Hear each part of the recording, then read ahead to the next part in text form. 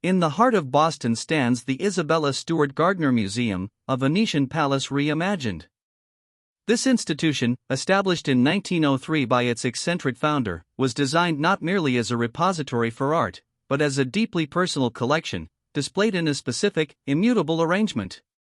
Mrs. Gardner's will stipulated that her collection remain exactly as she left it, a testament to her vision. It was a place where art was not just admired, but lived amongst, a tranquil haven for masterpieces. Yet, this very sanctuary would one day become the scene of an audacious crime. The date was March 18, 1990, the early hours following St. Patrick's Day. Boston was still buzzing, or perhaps winding down, from the festivities. The city streets, normally bustling, were quieted by the late hour and the lingering holiday spirit. Inside the Gardner Museum, two young security guards, Richard Abath and Randy Berenson, were on duty. The museum's security systems, while present, were notably antiquated, a detail that would prove catastrophic. No external cameras monitored the building, and the internal systems relied heavily on human vigilance. At approximately 1:24 a.m., a red Dodge Daytona pulled up to the museum's rear entrance on Palace Road. Two men emerged, dressed in Boston police uniforms, complete with hats and badges. This detail is crucial. The authenticity of their disguise was reportedly convincing. They rang the doorbell to the employee entrance. Richard Abath, the guard on duty at the security desk, followed protocol, peering through a small peephole. He saw what appeared to be legitimate police officers, claiming to be responding to a report of a disturbance. Against museum policy, Abath allowed the men inside the building's vestibule. Official museum guidelines dictated that guards should never open the door, even for police, without first verifying their identity through external dispatch. However, Abath, as he later stated to investigators, felt intimidated. He believed they were real officers investigating a genuine issue. Once the first door opened, the men convinced Abath to open the second, secured door, claiming their identity had been confirmed. It was a critical breach, granting the disguised thieves full access to the museum's interior. Once inside, the facade dissolved rapidly. The officers immediately overpowered Abath, informing him, "This is a robbery." They handcuffed him and took him to the basement. Soon after, the second guard, Randy Berenson, was also subdued. Berenson, who had been on a patrol, returned to the security desk only to be met by the robbers. Both guards were then taken to the museum's basement, where they were handcuffed and duct-taped to pipes, their eyes and mouths also taped shut. This swift, decisive action neutralized the only human obstacles to the thieves' operation. With the guards secured, the thieves had approximately 81 minutes of uninterrupted access to the museum's collection. Their movements, as reconstructed by investigators, suggest a remarkable degree of familiarity with the museum's layout, or perhaps a pre-planned list. They eschewed many of the most valuable items, focusing instead on specific galleries. What remains puzzling is their choice of targets. They cut masterpieces from their frames and even took small, less valuable items, while ignoring others that were arguably more renowned or monetarily significant. Among the most significant losses was Johannes Vermeer's The Concert, valued at an estimated $200 million alone at the time of the theft.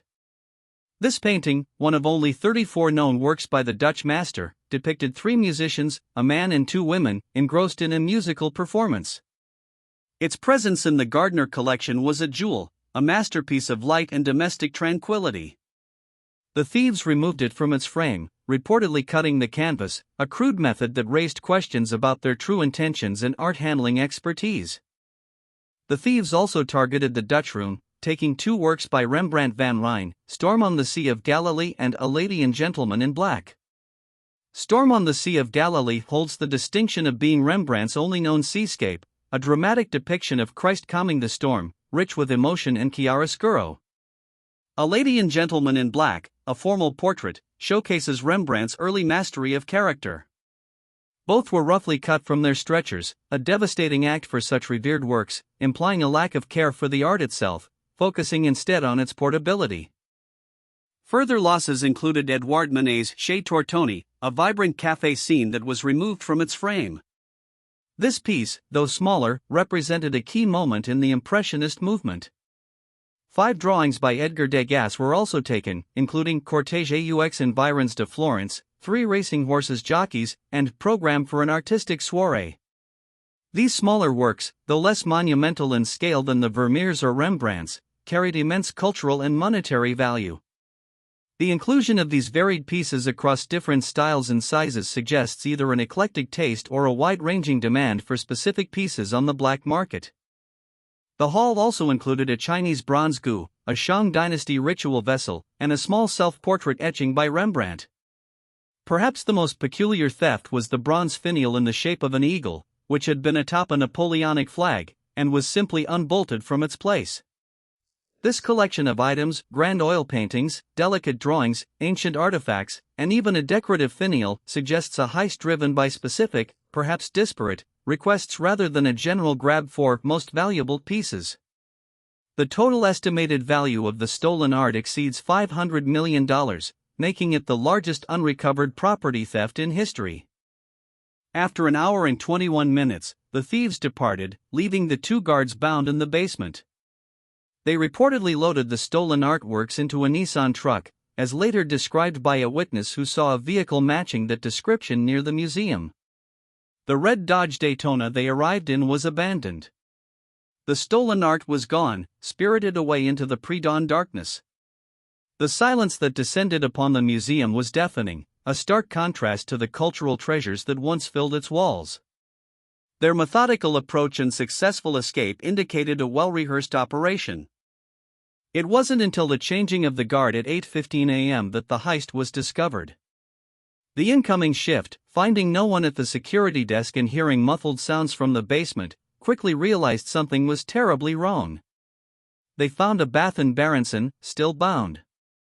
The police were immediately called, marking the official beginning of the investigation. The initial scene was one of disbelief and chaos. A crime of this magnitude in such a prestigious institution was almost unthinkable. The absence of the iconic paintings was a chilling confirmation. The FBI quickly took over the investigation, realizing the unprecedented nature of the crime. Special Agent Jeffrey Kelly became a prominent figure in the Bureau's efforts. The initial focus was on the guards, particularly Richard Abath, who had opened the door. His actions were scrutinized, though he consistently denied complicity. The lack of forensic evidence, no fingerprints, no DNA, no clear witness accounts of the perpetrators, presented a formidable challenge. Investigators faced a cold trail from the very beginning, with limited clues beyond the guard's testimony and the empty frames. Early in the investigation, theories pointed strongly towards organized crime. Law enforcement sources, including the FBI, publicly stated their belief that the heist was carried out by a professional criminal organization. The precision, the disguise, and the sheer volume of stolen high-value art suggested a level of sophistication beyond amateur thieves. Speculation often centered on the Boston Mafia, specifically figures associated with the New England crime family. The prevailing theory was that the art was stolen to be used as bargaining chips for future plea deals or to reduce sentences for incarcerated mobsters. One name that repeatedly surfaced was David de Montelaire, a known art thief and associate of various criminal gangs.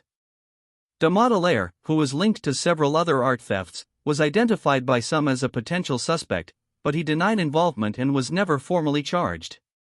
His criminal network and knowledge of the art world made him a person of interest. However, investigators faced challenges in firmly connecting him to the Gardner heist. His passing years later left many questions unanswered regarding his possible role or knowledge of the stolen masterpieces. Decades later, attention shifted to Robert Gentile, a reputed Hartford gangster with alleged ties to the Philadelphia Mafia. The FBI believed Gentile knew the whereabouts of the art. He was repeatedly interviewed, and his properties were searched, yielding some weapons and cash, but never the masterpieces. Gentile consistently denied any knowledge of the Gardner art, even passing polygraph tests on the issue, though he failed others related to drug offenses. His stubborn refusal to cooperate, despite facing legal pressure, only deepened the mystery for investigators. Recognizing the difficulty of recovering the art through traditional law enforcement methods, the Isabella Stewart Gardner Museum, in conjunction with the FBI, has maintained an extraordinary reward. Initially $5 million, it was doubled to $10 million in 2017. This reward is offered for information leading to the safe return of the stolen works in good condition. Furthermore, the FBI has offered immunity to anyone who returns the art, provided they are not the thieves themselves. These incentives underscore the desperation and determination to see these cultural treasures returned. Perhaps the most poignant and enduring symbol of the heist are the empty frames. In accordance with Isabella Stewart Gardner's will, the museum cannot alter the arrangement of its collection. Thus, the empty frames of the stolen masterpieces hang in their original locations, silent testaments to the void left by the theft. They serve as a powerful, constant reminder of what was lost and a perpetual hope for their return. They are not merely empty spaces, they are an active part of the museum's narrative, a powerful statement that the story is not yet over. Over 3 decades have passed since that St. Patrick's Day night. The Isabella Stewart Gardner Museum heist remains an active, open investigation for the FBI.